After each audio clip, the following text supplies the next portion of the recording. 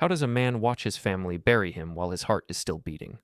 I laid in that hospital bed, trapped in my own body, listening to my wife and brother plan how to spend my millions once they signed the papers to declare me mentally incompetent. They thought I was a vegetable, a checkbook with a pulse, but they forgot that even a paralyzed man can still listen, and a patient man can wait for the perfect moment to wake up.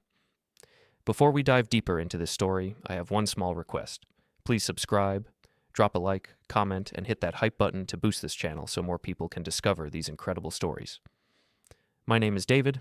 I am 38 years old, and I built a logistics empire from a single used van and a maxed out credit card. I have 400 trucks on the road, 3 warehouses across the state, and a reputation for being the hardest working man in the shipping industry. But right now, to the people standing in my room, I am nothing more than a broken ATM machine. I am lying in a bed in the intensive care unit. My eyes are closed, but I'm awake. I can hear the rhythmic beeping of the cardiac monitor. I can smell the sharp chemical scent of hospital antiseptic mixed with the faint smell of wilting flowers. I can feel the stiff hospital sheets against my legs, but I cannot move. The doctors call it locked-in syndrome, or something similar. A temporary paralysis caused by the trauma of the car accident. My brain is firing, my senses are working, but the bridge to my muscles is down. I am a prisoner in my own skull. For the first 2 days, it was pure terror. I tried to scream, to open my eyes, to twitch a finger. Nothing happened. I was screaming into a void. I thought I was dead. I thought this was hell, consciousness without agency. But then, on the 3rd day, I realized it wasn't hell. It was an intelligence-gathering mission. Because when people think you are a vegetable, they stop whispering. They stop pretending. They show you exactly who they are. Is he, you know? That was my brother, Mark. I recognized his voice immediately. It had that familiar nasal whine, the sound of a man who believed the world owed him a living. He's stable, but unresponsive, my wife Sarah answered. Her voice was thick with tears. The doctors say the swelling in his brain hasn't gone down. They don't know if he'll ever wake up. Oh, you poor thing, my mother cooed. I could hear the rustle of fabric as she lightly hugged Sarah. God gives his toughest battles to his strongest soldiers. It's just so hard, Sarah sobbed. I don't know how I'm going to live without him. I felt a surge of love for her then. Sarah, my beautiful wife of 5 years. We had met at a charity gala. She was elegant, soft-spoken, the perfect counterbalance to my rough blue-collar edges. I wanted to reach out, to hold her hand, to tell her I was still here, fighting to come back to her. Then the nurse walked in. Visiting hours are almost over for the morning shift, the nurse said gently. Do you need anything, Mrs. Miller? No, thank you, Sarah said, her voice trembling. Just please take good care of him. We will. I heard the nurse's rubber-soled shoes squeak against the linoleum as she checked my vitals, adjusted the IV drip, and left the room. The heavy door clicked shut. The room went silent for 3 seconds. Then Sarah stopped crying. Instantly. God, my feet are killing me, she said. Her voice was completely different. The tremor was gone. The sorrow was gone. It was just flat, annoyed, and cold. Sit down then, Mark said. I heard the sound of a chair being dragged across the floor. Did you talk to the lawyer? James wouldn't take my call, Sarah said. He said he only takes instructions from David. I told him David is a vegetable, but he said he needs a court order. James was always a prick, Mark muttered. There was a crinkling sound. Foil wrapper. He was eating. In my ICU room, over my paralyzed body, my brother was eating a sandwich. What about the doctors? What's the timeline? They said it could be weeks, months, maybe never, Sarah said. But Mark, we don't have months. The mortgage on the lake house is due, and David's personal accounts are frozen until I get power of attorney. We need to sell the fleet, my father spoke up. I hadn't realized he was in the room until then. His voice was deep, authoritative, the voice of a man who had never successfully run a business but always had advice on how I should run mine. Logistics is a volatile market. If David is out of the picture, the company value drops every day. We need to liquidate the assets while they're still worth something. I felt a cold spike of adrenaline in my chest. Sell the fleet? Those trucks were my life. I knew every driver by name. I knew the maintenance schedule of every engine. I had built that company to last for generations, to provide for my family, yes, but also for the families of the 400 people I employed. I already have a buyer, Mark said, his mouth full. Remember that guy from Global Trans? The one David hated? Vance? Sarah asked. Yeah, Vance. He's been trying to buy David out for years. He texted me this morning. Said he'd offer 40 cents on the dollar for the whole operation if we can close next week. Cash deal. 40 cents? I screamed inside my head. That's robbery. That's stripping the company for parts. You'd be destroying everything I built. That's still, what, 12 million? Sarah asked. I could practically hear the calculator clicking in her head. 15, maybe, Mark said. Minus the debt, we walk away with 10 million clean, split 3 ways. That's a nice retirement for everyone. But David, my mother started. For a second, I thought she was going to defend me. I thought she was going to say that selling my life's work to my biggest rival while I was in a hospital bed was monstrous. David would want us to be taken care of, she finished. He always worked too hard anyway. This is God's way of telling him to rest. Exactly, Sarah said. Look at him. He's not there anymore. It's just a shell. Why should the money sit there rotting with him? I have needs. We have needs. So, the hearing? Mark asked. Friday, Sarah said. I filed for emergency conservatorship this morning. I'm claiming he's permanently incapacitated. Once the judge signs the order, I take control of the estate. Then I fire James, hire a lawyer who actually listens to me, and we sell the trucks to Vance. Friday, Mark repeated. 3 days. Can you make sure you wear the black suit? Sarah asked.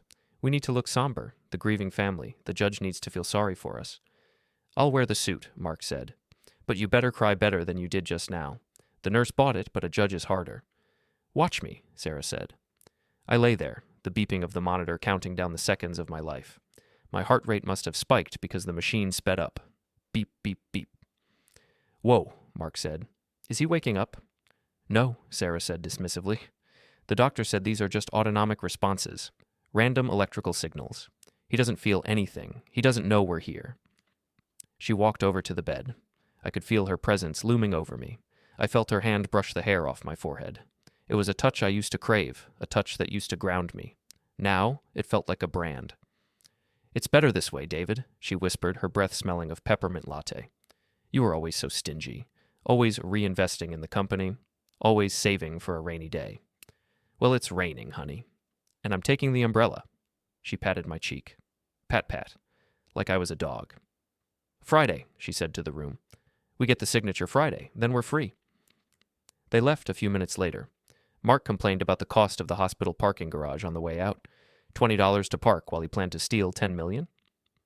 I was alone in the dark again. The rage was so hot it felt like it was burning my internal organs. I wanted to thrash.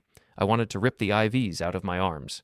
I wanted to chase them down the hallway and show them just how much fight this vegetable had left. But I couldn't.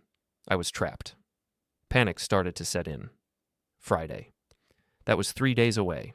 If I didn't wake up in 3 days, they would sign my life away. They would dismantle my company, fire my loyal staff, and squander every cent I had earned on luxury cars and bad investments. I focused on my hand. Move, I commanded. Move your thumb. Just a twitch. Anything. Nothing. It was like trying to lift a mountain with a thought. I focused on my toe. Wiggle. Nothing. I focused on my eyes. Open. Darkness. I was exhausted. The mental effort of trying to move was harder than any shift I'd ever worked on the loading docks. I drifted into a fitful, medicated sleep, haunted by the sound of Mark eating that sandwich. I woke up to the feeling of cold metal on my foot. Morning, David, a deep voice said. I'm Dr. Evans. I'm the neurologist on call. I know you probably can't hear me, but I like to talk to my patients anyway. Dr. Evans. I remembered the name from the nurse's chatter. He was the strict one, the one who yelled at staff for being sloppy. I'm going to do a reflex test, he said. Just routine. He dragged the metal object, a reflex hammer handle, probably, up the sole of my foot. It tickled. It didn't just tickle. It sent a sharp electric jolt up my leg. It was the first distinct physical sensation I had felt in days besides general pain and pressure. My instinct was to jerk my foot away. My brain screamed, pull back. But then I remembered Sarah's voice. He doesn't feel anything. He doesn't know we're here. If I moved now, if I showed Dr. Evans I was in there, he would log it in the chart. Patient showing signs of responsiveness. Sarah would see the chart. Mark would see the chart. If they knew I was waking up, they would speed up the timeline. Or worse, they would find a way to make sure I didn't wake up fully. I had heard enough true crime podcasts on my long drives to know what desperate people did for $10 million. They thought I was gone. That was my only advantage. As the metal scraped my foot again, harder this time, I made a choice. It was the hardest thing I have ever done physically. I took all that rage, all that panic, and I crushed it down. I focused on being a stone. I focused on being the empty shell they thought I was. I felt the sensation. I felt the urge to recoil, and I forced my muscles to stay dead. Dr. Evans said. No Babinski reflex, still unresponsive. He moved to my hand. He pinched the webbing between my thumb and index finger. Hard. It hurt. It burned. Scream, my brain begged. I stayed silent. I stayed still. All right, David, Dr. Evans sighed. We'll keep monitoring. Rest up. He walked toward the door. I listened to his footsteps. I had passed the test. I had convinced the doctor I was gone. But as he opened the door, he paused. Nurse, Dr. Evans called out into the hallway. Keep the family out for the next hour. I want to run an EEG. I saw a fluctuation on his monitor when I mentioned the reflex test. It might be noise, but I want to be sure. My heart hammered against my ribs. He had seen the monitor. He knew my heart rate had reacted even if my body hadn't. Dr. Evans walked back to my bedside. He leaned down, close to my ear. I've been doing this for 20 years, son, he whispered, his voice so low the nurse in the hall couldn't possibly hear. The monitor doesn't lie. Your heart rate spiked when I pinched you. You felt that. He paused, waiting. You're in there, he whispered, and you're staying still on purpose. I don't know why, and I don't know who you're hiding from, but if you can understand me, blink once. Just once. I'll block it with my body so the camera doesn't see. I waited. I calculated. Sarah was gone. Mark was gone. This man was a professional. He was looking for life. I focused everything I had on my left eyelid. Open, close. It felt like lifting a garage door with a piece of string. But I felt the skin crinkle. I felt the lash separate for a fraction of a second. Blink. Dr. Evans exhaled a long, shaky breath.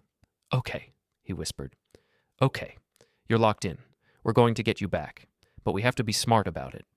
He straightened up and raised his voice to a normal, clinical volume.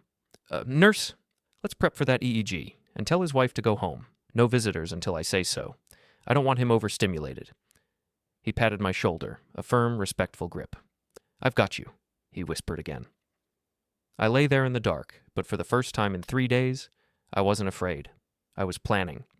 They wanted a vegetable? I'd give them a vegetable. I would lie here and rot until Friday. I would let them walk into that courtroom thinking they had won. But I wasn't alone anymore. And when I finally stood up, I was going to burn their world to the ground. The silence in an ICU room is never truly silent. It is a symphony of mechanical life support. The whoosh click of the ventilator. The rhythmic hum of the compression boots squeezing my calves. The sterile drip of fluids entering my veins. But inside my head, it was loud. I was replaying the last 10 years of my life, looking for the moment where I became a wallet instead of a person. Dr. Evans kept his word. He restricted visitors for medical testing for most of the afternoon, giving me time to think, time to remember. When you can't move, your memory becomes high definition. I wasn't in that hospital bed anymore. I was back in the warehouse in South Chicago 7 years ago. I could smell the diesel fumes. I could feel the cold concrete seeping through the soles of my cheap work boots. That was the year I bought my first fleet of 5 trucks. I didn't sleep in a bed that entire year. I slept on a folding cot in the dispatcher's office, waking up every 2 hours to track shipments and negotiate fuel prices. I remembered the Christmas of that year. Sarah and I had just started dating seriously. I had taken her to a nice dinner, or what I thought was nice, a steakhouse chain near the mall. I was so tired my hands were shaking as I cut my meat. You're always working, she had said, pouting over her wine. Mark says you're obsessed. Mark doesn't have a job, Sarah, I had replied gently. Someone has to build the foundation. But you have money now, don't you? Why can't you just hire people to do the hard stuff? She didn't get it. She never got it. The hard stuff was the job. The money was just the byproduct of the grind. I loved the logistics. I loved the puzzle of moving 1,000 tons of freight across the country seamlessly. Sarah loved the result. She loved the black Amex card I gave her a year later. She loved the Audi Q7 I leased for her. She loved the house. The house. My mind drifted to the home office I had built 2 years ago. It was my sanctuary. Mahogany desk, floor-to-ceiling windows overlooking the lake, walls lined with photos of my trucks. That office was where the Bank of David officially opened for business. I remembered a specific afternoon last spring. I was reviewing the quarterly P&L statements, feeling good. Margins were up. Then Mark walked in without knocking. He always did that. He treated my house like a hotel lobby where he was a VIP guest. "Dave, I need to talk to you. Big opportunity," Mark had said, flopping onto my leather couch. He was wearing a watch that cost more than my first van, a gift from our parents, paid for by the monthly allowance I sent them. "I'm working, Mark," I said, not looking up. "This is work. It's an investment. Crypto gaming. It's the future, man. I got a buddy in Miami developing a coin. We get in on the ground floor. We 10x our money in 6 months." "I don't do crypto, Mark. You know that. I invest in tangible assets.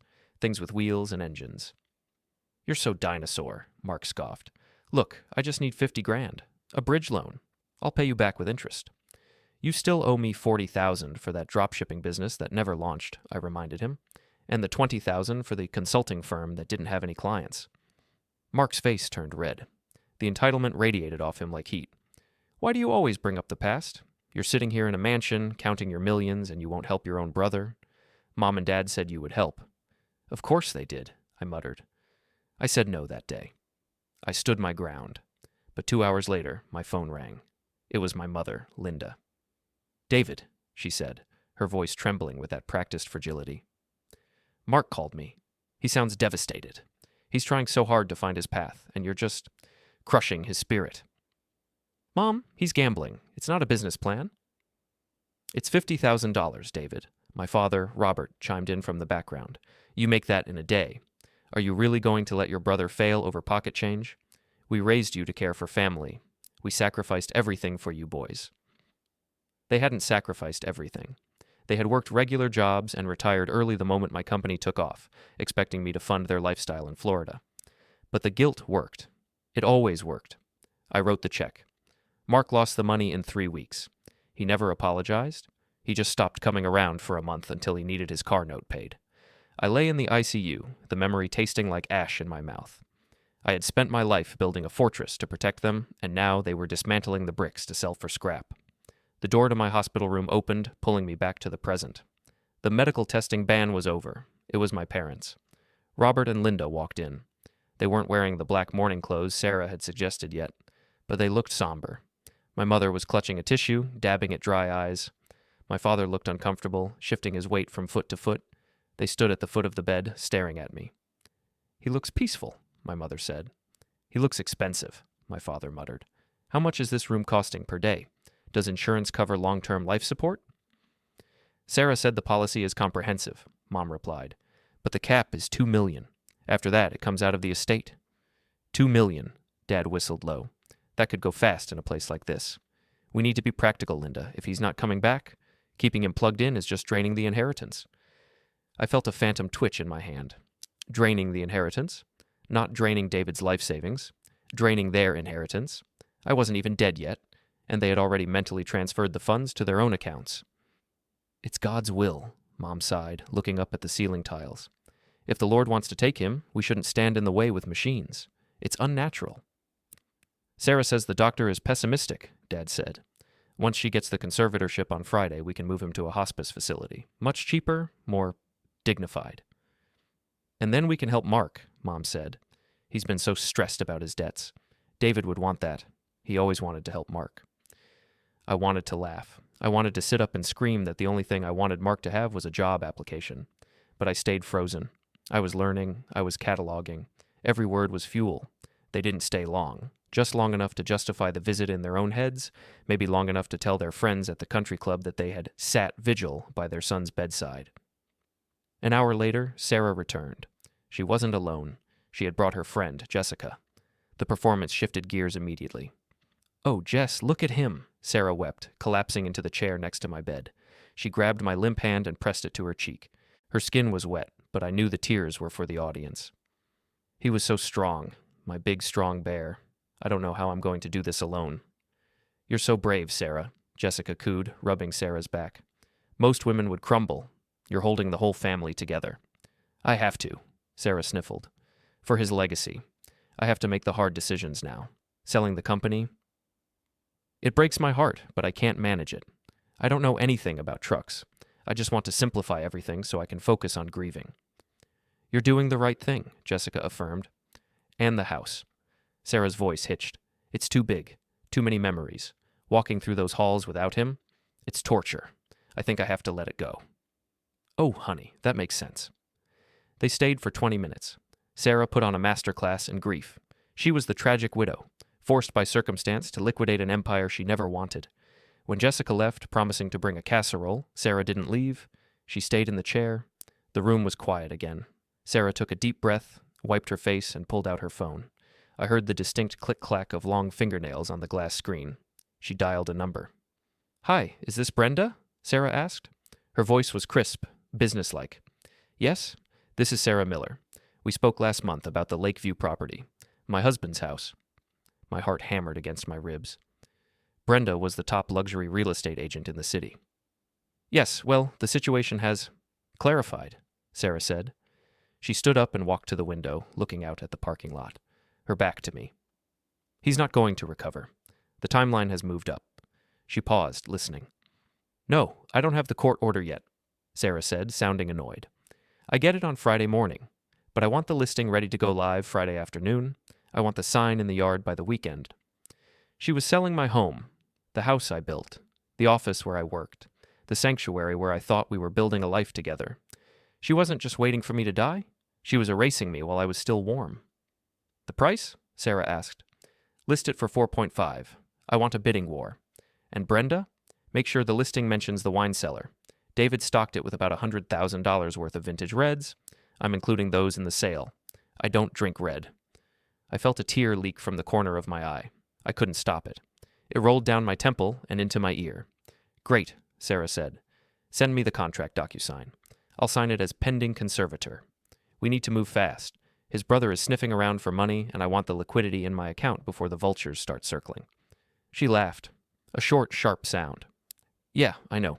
Family, right? Okay, bye." She hung up the phone. She turned back to the bed. She must have seen the single tear track on my face because she paused. She leaned in close, staring at my eyes. For a second, I thought she knew. I thought the game was up. Then she reached out with her thumb and wiped the tear away. "Reflexes," she whispered to herself. "Just reflexes." She grabbed her purse. "Don't worry, David," she said aloud, her voice mocking in its sweetness. "I'll get a good price. You always loved a good deal." She walked out, the heels of her boots clicking a countdown on the floor. Friday. I had less than 48 hours. The house, the company, the wine, the legacy. It was all on the auction block. I lay there in the gathering dark, feeling the ghost of that tear drying on my skin. The sadness was gone now. It had evaporated, replaced by something cold and hard and necessary. I wasn't a husband anymore. I wasn't a brother. I wasn't a son. I was a CEO facing a hostile takeover. And I needed to call the only person in the world who wasn't trying to rob me. The hours between Sarah leaving and Dr. Evans returning were the longest of my life. I lay in the darkness, my mind racing at 100 miles an hour while my body remained as still as a stone. I was a CEO with a hostile takeover in progress, and my only line of communication was a single eyelid. When Dr. Evans finally slipped back into the room, it was past midnight. The hospital was quiet, settled into that low-frequency hum of night shift operations. He didn't turn on the overhead lights. He used a small pen light, keeping the beam focused low so it wouldn't alert anyone in the hallway. "Okay, David," he whispered, pulling a stool close to the bed. "The nurses' station is busy with a new admission. We have maybe 10 minutes. I need you to confirm you understand me. Blink once for yes." I squeezed my left eye shut. "Open." "Good." Dr. Evans exhaled. 2 blinks for no. "Do you understand?" Blink. "Are you in pain?" Blink, blink. No, the pain was there, but it was irrelevant compared to the situation. "Okay, I'm going to recite the alphabet. You blink when I hit the letter you want. We're going to build words. It's going to be slow, but we have to do this." He held up a clipboard. B, C, D. I blinked at J. "J," he wrote down. B, C. I blinked at A. "J, A, M, E, S. James," Dr. Evans whispered. "A name?" Blink. L, W, Y, E, R. "James is your lawyer?" Blink. "Do you want me to call him?" Blink. N, O, T, S, A, R, A, H. "Not Sarah," Evans read, his brow furrowing. "You don't want your wife to know?" Blink. Hard. I held the eye shut for a full second to emphasize it. Dr. Evans looked at me, really looked at me, analyzing the desperation in my single working muscle. He was a man of science, but he wasn't blind to human nature. He had seen Sarah's performance earlier. He had likely seen families tear each other apart over inheritances before. "I understand," he said quietly. "Patient confidentiality is absolute. If you are conscious, you direct your care. If you don't want your wife to know you're awake, she won't know. I'll make the call myself." He stood up. "Rest, David. I'll get him here." James arrived at 3 a.m. He looked terrible. His tie was loosened. His silver hair was a mess, and he had coffee stains on his shirt. James had been my father's attorney before he was mine, and he had been with me since I bought my first truck. He was the only man in the world I trusted with the combination to the safe. Dr. Evans brought him in and stood guard by the door. "David?" James whispered, leaning over the rail. His voice cracked. "Evans called me. He said, 'Is it true?'" I blinked once. "Yes." James let out a sound that was half laugh, half sob. He gripped my paralyzed hand. "You stubborn son of a bitch. I knew it. Sarah told me you were gone. She said you were a vegetable. She tried to fire me this morning, said I was obstructing the family's healing process by refusing to release the account codes." He wiped his eyes. "They're coming for everything, David. Mark called me trying to get the specs on the warehouse titles. Your parents are asking about the life insurance payout structure. It's a feeding frenzy." Dr. Evans stepped forward with the clipboard. "He has a message. We need to do the alphabet." It took us 40 minutes to get the sentences out. It was exhausting. My eye twitched with fatigue, but the message was precise. LETHERWIN. James stared at the notepad. "Let her win? David, are you delirious? If she gets the conservatorship on Friday, she creates a fire sale. She'll sell the fleet to Vance. She'll sell the house. You'll wake up penniless. BADFAITHCLAUSE. James froze. He looked at the words, then back at me. His eyes widened. "Article 9, he whispered. "The poison pill." I blinked. Yes. When I incorporated the company, James and I had built in a failsafe. It was designed to protect the business from hostile takeovers, but we had added a specific amendment regarding family interference. If any beneficiary attempted to seize control of the assets through fraud, misrepresentation, or bad faith actions, while I was incapacitated, they would be immediately and permanently stripped of all beneficiary status in the family trust. But to trigger it, they had to actually do it. They had to stand before a judge and lie. They had to file the papers claiming I was permanently gone while hiding the fact that I was recovering. If I stopped them now, they would just claim they were worried and acting in my best interest. They would keep their inheritance. They would keep the house. To destroy them, I had to let them pull the trigger. "You want them to commit perjury," James said slowly. "You want them to sign the affidavit claiming you're vegetative when you're not." Blink. "David, this is dangerous," James warned. "Once Sarah has that signature, she has legal power. We have to time this perfectly. If you don't recover, if you stay locked in, she wins for real. MOVEME. "Move you?" James asked. PRIVATEREHAB. Dr. Evans stepped in. "I can facilitate that. There's a neuro-rehabilitation center about an hour north. It's high security. Extremely expensive, private pay only. I can sign the transfer order tonight claiming he needs specialized palliative stabilization that this hospital can't provide. It sounds like hospice talk. The family will love it because it gets him out of the way." "And it gets him away from them," James added, catching on. "If he's in a private facility, I can control the access list. No Sarah, no Mark. Just physical therapy and recovery."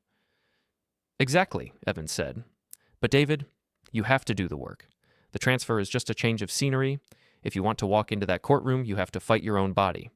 And it's going to hurt." Blink.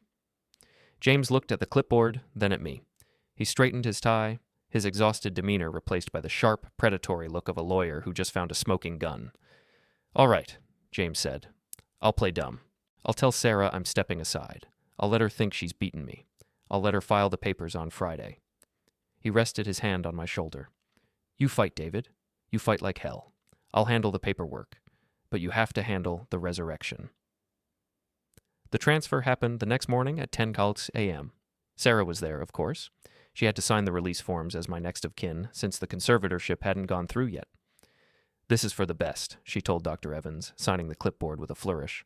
She was wearing oversized sunglasses and holding a Starbucks cup. "If this facility can make him more comfortable while we wait for the inevitable." "It's a very quiet facility," Dr. Evans said, his face a mask of professional neutrality. "He won't be disturbed." "Good," Sarah said. "I have so much to organize. The funeral planner is asking for dates, and it's just so stressful trying to guess.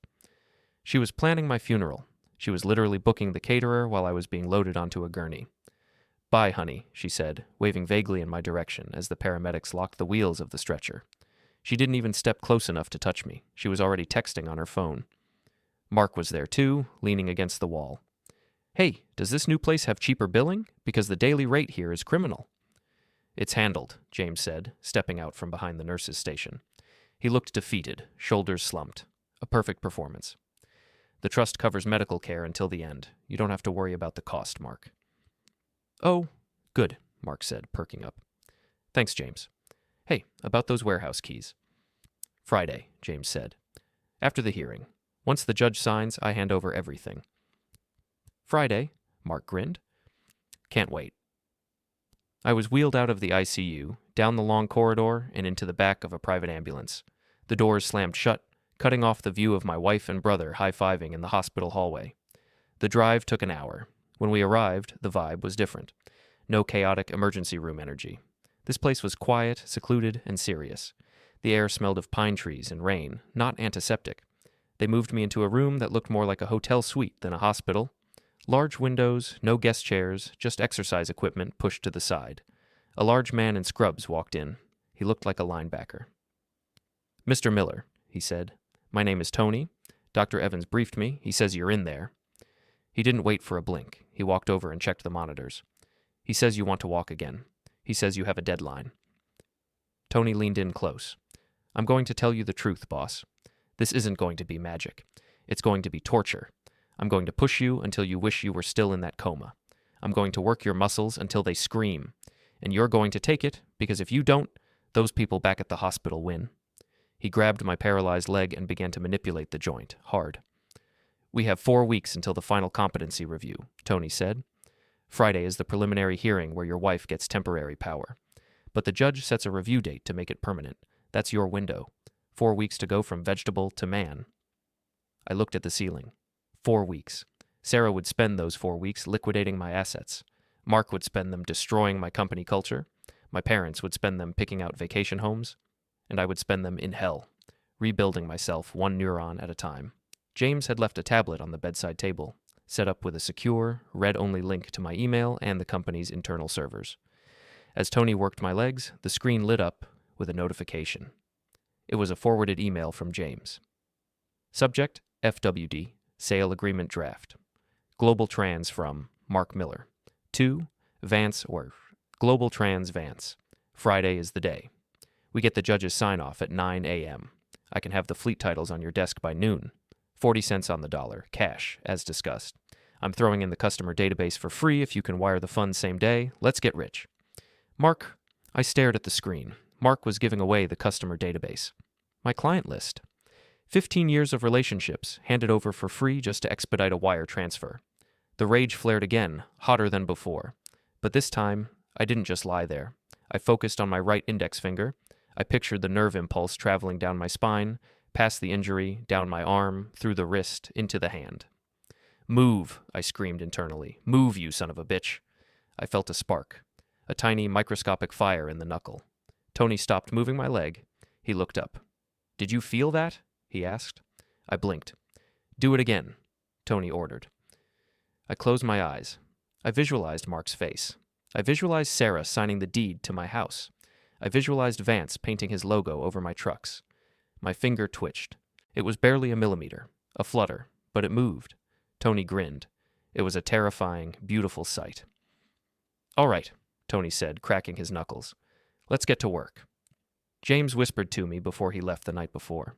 "If we do this, they will walk into a trap they can't escape. But you have to be ready. You can't just be alive, David. You have to be undeniable." I looked at my twitching finger. I wouldn't just be undeniable. I would be their nightmare. Pain is a teacher. That's what Tony told me every morning at 5 a.m. when he bent my stiffened limbs into positions they hadn't held in weeks. Pain tells you you're alive. Pain tells you there's a signal getting through the noise. For the first week at the private facility, my world was nothing but sweat, grunting, and the smell of rubbing alcohol. I was fighting a war on 2 fronts, the war against my own dormant nervous system and the war against the clock. "Come on, David," Tony yelled, spotting me as I tried to hold a seated position on the edge of the bed. "Core tight. Don't let gravity win. Sarah is counting on gravity. Mark is counting on gravity. Are you going to let them win?" That was Tony's strategy. He weaponized my rage. Every time I faltered, every time my muscles trembled and threatened to give out, he whispered a name. Sarah. Mark. Vance. It worked. I gritted my teeth, a movement that was becoming easier every day, and forced my spine to straighten.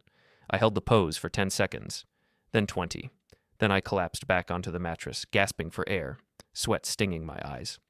"Good," Tony grunted, checking his stopwatch. "Yesterday was 15 seconds. Today was 30. You're getting there." But getting there wasn't enough. I needed to be there. While Tony rebuilt my hardware, James was managing the software. He visited every evening under the cover of darkness, bringing a tablet loaded with the day's intelligence. We had turned my rehab suite into a war room. "It's getting worse, David," James said one Tuesday night, 2 weeks into my stay. He looked older than I had ever seen him. The stress of playing the defeated lawyer was wearing him down. "Mark isn't just selling the fleet, he's liquidating the pension fund." I stared at him, my eyes wide. I couldn't speak yet. My vocal cords were still paralyzed, a common side effect of the trauma. But my hands were working enough to type on a specialized keyboard. "Pension?" I typed. "That's illegal." "He found a loophole," James explained, pacing the small room.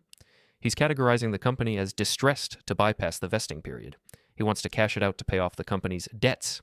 Debts that don't exist, by the way. He's manufacturing liabilities to justify stripping the cash." He tapped the screen of the tablet. "And he's doing it with Vance. Global Trans is offering to assume the liability in exchange for the real estate assets. Your warehouses, the land alone is worth $20 million. Vance is getting it for $3 million. My fingers flew across the keyboard, clumsy but furious. "Stop him." "I can't," James said, his voice heavy with frustration. "Not without blowing your cover. Sarah has temporary emergency powers until the hearing. If I file an injunction, I have to explain why.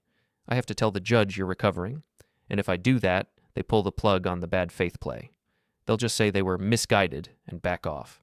They keep the money they've already stolen, and they face no consequences." He sat down on the edge of the bed. "We have to let them bleed it, David. We have to let them stand in front of that judge and swear under oath that the company is failing and you are gone. That is the only way we trigger Article 9. That is the only way we strip them of everything." I looked at the screen. I saw the draft contracts. I saw the emails between Mark and Vance, joking about how easy it was to dismantle a legacy. "Let it burn," I typed. "We will rebuild." James nodded grimly. "All right, but there's something else, something personal." He hesitated. James never hesitated. He was a shark in a courtroom, but right now he looked like he wanted to vomit. "Open the folder marked Nest," James said quietly. I tapped the icon. It linked to the security cameras at my house. The house Sarah claimed was too painful to live in, the house she was supposedly selling. The feed from the living room loaded. It was dated yesterday evening. Sarah was there. She was wearing one of my silk robes, and she wasn't alone. A man walked into the frame. He was younger than me, fitter, with the kind of gym-sculpted body that comes from vanity, not work. I recognized him immediately. Kyle, her personal trainer. The one she swore was just helping her with her core strength. He was holding a glass of my wine, a 1998 Cabernet from the cellar she told the realtor I loved. "To the good life," Kyle said, clinking his glass against hers.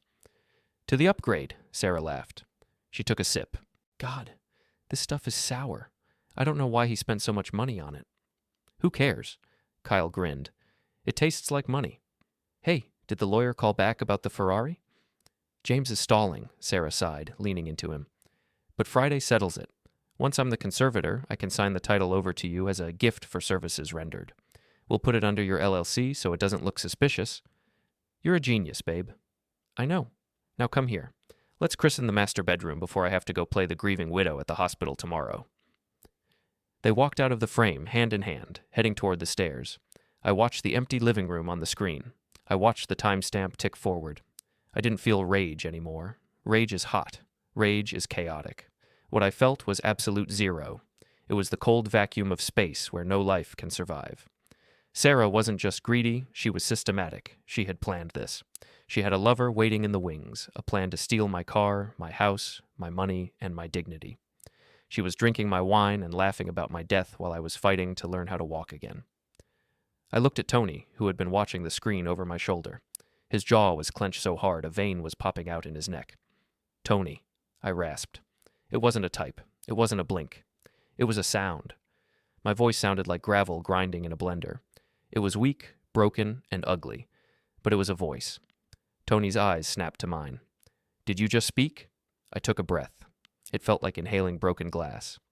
"Get me up." Tony didn't argue. He didn't check my vitals. He grabbed the gate belt wrapped around my waist and hauled me to my feet. My legs shook violently. My knees threatened to buckle. The pain in my atrophied muscles was blinding, a white-hot fire shooting up my spine. "Stand," Tony commanded. "Stand for the house. Stand for the company. Stand for the Ferrari." I locked my knees. I grit my teeth until I thought they would crack. I stood. I stood for 1 minute, then 2. "James?" I wheezed, turning my head to look at the lawyer. "Record this." James fumbled for his phone, hitting the record button. "State your name," James said, his voice trembling. "David Miller," I rasped. "I am conscious. I am competent." I took a jagged breath. "My wife and brother are stealing everything. I want Article 9. James stopped recording. He looked at me with a mixture of awe and terror. "We have the nuclear option," James whispered. "But David, you have to walk into that courtroom. Being wheeled in isn't enough. If you look weak, the judge might hesitate. You have to walk in." "I will walk," I said. My legs gave out then. Tony caught me before I hit the floor, easing me back onto the bed. I was drenched in sweat, my heart racing at 140 beats per minute. But I had stood, and I had spoken. The next 3 days were a blur of agony. Tony doubled the sessions. We worked on speech therapy until my throat bled. We worked on walking until I vomited from exertion. By Thursday night, I was broken, exhausted, but functional. I sat in the wheelchair by the window, looking out at the dark woods surrounding the facility. My suit, a charcoal gray bespoke suit that James had retrieved from the dry cleaners, hung on the closet door. It looked like a suit of armor, waiting for its night. James sat at the small table, reviewing the final stack of evidence. "I have the forensic accounting report on Mark," James said. "He's transferred $40,000 of company funds to his personal gambling account in the last 3 days alone. That's embezzlement. That's prison time." "And Sarah?" I asked. My voice was stronger now, though still rough. "I have the affidavit from the realtor," James said, "and the Nest footage, and the text messages she sent to Kyle about the Ferrari. It proves she is not acting in your best interest. It proves she is looting the estate." He stacked the papers neatly and placed them in his leather briefcase. "Tomorrow is the hearing," James said. 9 a.m., Judge Patterson. He's old school, he hates fraud, but he also hates family drama. We have to be precise." "We will be," I said. My phone buzzed on the table. It was the first time I had turned it on in weeks. A notification popped up on the screen. It was a shared calendar invite from Sarah. She hadn't removed me from the family cloud account yet, an arrogant oversight. Event: hearing for permanent incapacitation and conservatorship location, County Courthouse, Courtroom 4B. Time: tomorrow, 9 a.m. notes. Celebration lunch at the Capitol Grill immediately following. She had already booked the victory lunch. She was so sure I was gone. She was so sure I was a ghost. I looked at the suit. I looked at the calendar. "James," I said, pointing to the screen, "do me a favor. Cancel the lunch reservation." James smiled, a cold, sharp smile that matched my own. "With pleasure." I closed my eyes. Tomorrow, the ghost was going to walk. The sun didn't rise that morning. It just turned the sky a bruised shade of purple. I watched it from the edge of my bed, sitting upright without support for the first time in weeks. My hospital gown lay in a crumpled pile on the floor. In its place, hanging on the back of the door, was my armor, a charcoal gray bespoke suit from Savile Row. James had retrieved it from the dry cleaners, probably having to bribe the staff to get it done overnight. It was the suit I had worn when I acquired my first competitor. It was the suit I wore when I rang the opening bell for a charity drive. It was a suit designed for a man in charge. "You ready for this, boss?" Tony stood in the doorway. He wasn't wearing scrubs today. He was wearing a button-down shirt and slacks. He looked less like a physical therapist and more like a bodyguard. "I don't have a choice," I rasped. My voice was stronger than yesterday, but it still sounded like I had swallowed a handful of gravel. "Right answer." Tony walked over and picked up the dress shirt. "Let's get you dressed. Buttons are going to be a bitch with those fingers. He was right. Putting on the shirt was a humiliator. My fine motor skills were still lagging behind my gross motor skills. I could stand, I could walk, but buttoning a cufflink felt like trying to thread a needle wearing boxing gloves. Tony had to help me. I hated it. I hated needing help. But I let him do it because pride wasn't the objective today. Victory was. When the jacket finally slid over my shoulders, something shifted. The weight of the wool felt familiar. It felt like identity. I wasn't patient 409 anymore. I wasn't the vegetable in the ICU. I was David Miller. "Look at you," Dr. Evans said, stepping into the room. He was holding a thick folder. "You look like you're about to fire someone." "I am," I said. "Several people." Dr. Evans handed me a pen. "This is the medical affidavit. I stayed up all night drafting it. It states that you are conscious, lucid, and fully capable of making your own legal and financial decisions. It also documents the timeline of your recovery and, crucially, notes that your family made no attempt to consult with me before filing for permanent incapacitation." I gripped the pen. My hand trembled. "Focus," I told myself. "Don't let the shake win." I signed my name. The signature was jagged, not the sweeping autograph I used to sign million-dollar contracts with, but it was legible. It was legal. "There's one more thing," James said, entering the room behind Evans. He laid a document on the table next to the affidavit. "The trust amendment. We discussed this. Once you sign this, the bad faith protocol is armed. It removes Sarah, Mark, and your parents as beneficiaries effective immediately upon the filing of their petition. If they walk into that courtroom and hand that paper to the judge, this document detonates." I didn't hesitate. I signed it. "Done," James said, sliding the papers into his briefcase. He looked at his watch. "It's 8 a.m. The hearing is at 9. The van is waiting." Tony handed me a cane. It was a sleek black carbon fiber model he had sourced from somewhere. "Lean on it," Tony instructed. "Don't be a hero. Your legs are at about 60%. If you fall in that courtroom, the judge might think you're frail. Use the cane to look dignified, but lean on it to survive." I took the cane. I gripped the handle until my knuckles turned white. "Let's go." The walk to the elevator was a marathon. Every step was a conscious calculation. Lift knee, extend leg, plant heel, shift weight. My muscles screamed. The sweat started to bead on my forehead immediately. I could feel Tony hovering inches behind me, ready to catch me, but he didn't touch me. He knew I had to do this alone. We took the service elevator down to the loading dock. A black Sprinter van with tinted windows was idling there. James opened the sliding door, and Tony helped me up the step. I collapsed into the leather seat, my chest heaving. "Breathe," James said, handing me a bottle of water. "Save your energy. You have to walk up the courthouse steps. There's a ramp, but—" "No ramp," I wheezed. "Steps." "David, there are 20 steps," James warned. "I'll walk them." I wasn't going to roll into my own reclamation on a handicap ramp. I was walking through the front door. As the van pulled out of the facility, James handed me my phone. "I unlocked it," he said.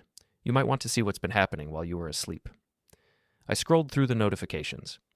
It was a digital graveyard of my former life. Hundreds of text messages from friends, employees, and business partners. "David, Sarah says you're gone. I can't believe it. Tried to visit, but the hospital said family only. Thinking of you." Mark called about the warehouse access codes. Is this real? Sarah hadn't just isolated me physically. She had isolated me socially. She had told everyone I was in a persistent vegetative state, blocking anyone who might have questioned the narrative. She had curated my death while I was still fighting for my life. I opened my banking app. Alert. Transfer of $40,000 to M. Miller, pending. Alert. Wire transfer of $15,000 to R&L Miller, pending. Alert. Credit card ending in 4498. Sarah. Purchase. The Capitol Grill. Deposit for private room. They were spending money I hadn't even lost yet. "They're confident," James said, watching me scroll. "Mark texted me this morning. He asked if I was bringing the warehouse keys. He thinks I'm coming to surrender." "Let him think that," I said. The drive into the city took 40 minutes. I watched the skyline get closer, the skyline I had helped build. I saw my trucks on the highway, the blue and white logo of Miller Logistics. Every time I saw one, I felt a surge of pride and a spike of fear. Those drivers had mortgages. They had kids. If Mark sold the fleet to Vance, Vance would strip the assets and fire the staff. He would absorb the contracts and discard the people. I wasn't just fighting for my money, I was fighting for them. "We're 5 minutes out," the driver announced. Tony leaned forward from the back seat. Mental check, David. Where's the pain? Everywhere, I admitted. Good, use it. The pain is fuel. You don't stop until the judge bangs the gavel. We turned onto the street facing the county courthouse. It was a massive, imposing building made of gray stone with wide steps leading up to heavy brass doors. It looked like a fortress. Pull around to the side, James instructed the driver. I want to see them arrive, but I don't want them to see the van. The van idled near a loading zone, giving us a clear view of the main entrance plaza. It was 8:45 a.m. There, James pointed. A black Mercedes SUV pulled up to the curb. My SUV, the one I had bought for Sarah on our anniversary. The driver's door opened, and Mark stepped out. He was wearing a black suit that looked expensive but fit him poorly. He adjusted his tie in the reflection of the window, checking his hair. He looked nervous, but also excited. He bounced on the balls of his feet, scanning the area like a celebrity expecting paparazzi. Then he opened the back door. My parents, Robert and Linda, climbed out. They were dressed for a funeral. My mother wore a black veil. A veil. It was theater. She clung to my father's arm, acting frail, even though I had seen her playing pickleball 3 weeks ago on Instagram. And then, Sarah. She stepped out of the passenger side. She was wearing a modest black dress, dark sunglasses, and low heels. She looked the picture of the grieving, overwhelmed widow. She huddled with Mark and my parents on the sidewalk. From this distance, they looked like a mourning family supporting each other in their darkest hour. But then Mark said something. He gestured with his hands, a sweeping motion, like he was wiping a table clean, and Sarah laughed. It wasn't a sad laugh. It was a head-thrown-back, full-throated laugh. She touched Mark's arm, smiling. My mother patted Sarah's hand, nodding vigorously. They weren't mourning. They were celebrating. They were in the end zone, spiking the ball. Look at them, James whispered, his voice cold. They think it's over. I watched Sarah check her reflection in the car window one last time. She adjusted her sunglasses, practiced a frown, and then turned back to the group. She said something that made Mark smirk. They started walking toward the steps. The grieving family formation reassembled instantly. Shoulders slumped, heads down, clutching each other for support. It was a performance worthy of an Oscar. I felt a calm settle over me. It was heavier than the suit, colder than the air conditioning in the van. Tony, I said, open the door. You sure you can make the steps? Tony asked. I gripped the cane. I watched my wife, my brother, and my parents ascend the stairs, walking toward the courtroom where they planned to erase me. I'm sure. I stepped out of the van. The air was crisp. I planted the cane on the asphalt and forced my left leg to take my weight. It held. James, I said, go in first. Tell the bailiff you have a witness. Don't say who. James nodded, grabbed his briefcase, and hurried ahead, taking the side entrance to beat them to the courtroom. I waited until he was gone. Then I looked at Tony. Stay close, I said, but don't touch me unless I fall. I looked up at the courthouse. The family had just disappeared through the brass doors. They were laughing. I could still see the ghost of their smiles in my mind. I took the first step. They were about to find out that the man they were burying had brought his own shovel. The heavy brass handles of courtroom 4B felt cold under my hand. Inside, I could hear my wife's voice. It was soft, trembling, perfect. Your Honor, Sarah was saying, it is with a heavy heart that I ask for this power. My husband, David, was a brilliant man, but the doctors have been clear. There is no coming back. He is a shell. I just want the authority to manage his affairs so I can stop his suffering and preserve what's left of his legacy. And the brother concurs? Judge Patterson asked. Yes, Your Honor, Mark's voice replied, sounding grave. We just want to do right by Dave. The medical bills are piling up. We need to liquidate some assets to cover his care. I looked at Tony. He nodded once. Showtime, Tony whispered. Inside, James spoke up. Your Honor, before you rule, the defense calls one witness to dispute the claim of permanent incapacitation. Mr. Sterling, the judge sighed, sounding annoyed. We have the medical reports from the hospital. Who could you possibly call that would change the fact that Mr. Miller is in a vegetative state? I called David Miller. Silence. Absolute suffocating silence. I pushed the doors open. They swung wide with a heavy thud. The sound of my cane hitting the floor echoed like a gunshot. Click, step, drag, click. Every head in the room turned. Sarah was standing at the plaintiff's table. When she saw me, the color drained from her face so fast it looked like the blood had simply evaporated. Her mouth opened, but no sound came out. Her eyes rolled back, and she slumped sideways, collapsing into her chair in a dead faint. Mark stood frozen. The folder of asset liquidation plans slipped from his fingers, scattering papers across the floor. His hands started to shake, a violent tremor that rattled the water pitcher on the table. My parents, sitting in the front row in their funeral black, looked like they were seeing a ghost. My mother clutched her chest, her veil trembling. I didn't look at them. I locked eyes with the judge. "I apologize for the dramatic entrance, Your Honor," I rasped. My voice was rough, like sandpaper on concrete, but it carried to the back of the room. I had to walk up the stairs. Judge Patterson took off his glasses. He looked from me to the unconscious woman in the chair, then back to me. "Mr. Miller?" he asked, disbelief coloring his tone. "You are awake." "I am," I said. I continued my slow march to the witness stand. Tony walked a few feet behind me, but I didn't need him. Her rage was holding me up. And I am competent. I reached the stand. Climbing the 2 small steps was a battle, but I hauled myself up, turned, and sat down. I looked at my family. Sarah was coming too, blinking rapidly as her lawyer fanned her with a legal pad. Mark looked like he was about to vomit. "Your Honor," I said, "for the past 4 weeks, I have been recovering in a private rehabilitation facility. My wife and brother knew I was showing signs of responsiveness in the ICU. They chose to ignore them. They chose to isolate me, and they chose to rush this hearing to sell my company before I could stop them." "This is," Mark's lawyer stammered. "We didn't know. We thought—" "James," I said, "the documents." James walked up to the bench. He handed the judge a thick stack of papers. "Your Honor," James said, "you are holding a sworn affidavit from Dr. Evans, the chief neurologist, confirming Mr. Miller has been lucid for weeks. But more importantly, you are holding the amended trust agreement and the company bylaws, specifically Article 9. The judge flipped through the pages. "Article 9? The judge asked. "The bad faith clause," I explained. "It states that if any beneficiary attempts to seize control of my estate through fraud, misrepresentation, or bad faith actions while I am incapacitated, they are immediately and permanently removed as beneficiaries." Sarah let out a strangled sob. She knew, she understood instantly. "By filing this petition today," I continued, my voice gaining strength. "While knowing or willfully ignoring my recovery, they triggered the clause.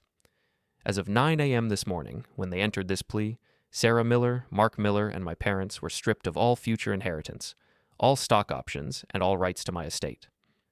The judge stopped reading. He looked up, his eyes wide. "And this is signed?" "Signed this morning, Your Honor," James said. "It is ironclad." The judge looked at Sarah, who was now weeping into her hands. Real tears this time, tears of financial ruin. He looked at Mark, who was gripping the table to keep from falling over. "No way," the judge whispered. He leaned back, his face hardening. "The petition for conservatorship is dismissed with prejudice," Judge Patterson boomed. "Furthermore, given the testimony regarding the sale of assets and the concealment of the patient's condition, I am referring this matter to the district attorney's office for a criminal investigation into fraud and embezzlement." Mark made a sound like a dying animal. "Mr. Miller," the judge said to me, his voice softening, "you are free to go, and welcome back." "Thank you, Your Honor." I stood up. The adrenaline was fading, and the pain was returning, but I felt lighter than air. I walked past the plaintiff's table. "David, wait," Mark whispered. He reached out a trembling hand. "Dave, please. We didn't know. We were just trying to help." I didn't break stride. I didn't look down. I looked straight ahead at the exit sign. "David," Sarah screamed. "David, I love you." I was scared. I kept walking. Click, step, drag. The heavy doors opened, and I stepped out into the hallway. The sunlight was streaming through the windows at the far end of the corridor. It was blindingly bright. "You okay, boss?" Tony asked, falling into step beside me. "I'm tired, Tony," I said. "Take me to the car." We walked out of the courthouse and down the steps. The black van was waiting. I climbed in and sat back, closing my eyes. I pulled my phone from my pocket. I opened my contacts list. I scrolled to Sarah, wife. I pressed delete. Then I scrolled to Mark. Delete. I put the phone away and looked out the window as the city rolled by. I had no wife, I had no brother, I had no parents, but I had my company. I had my dignity. And for the first time in a month, the silence wasn't a prison. It was peace.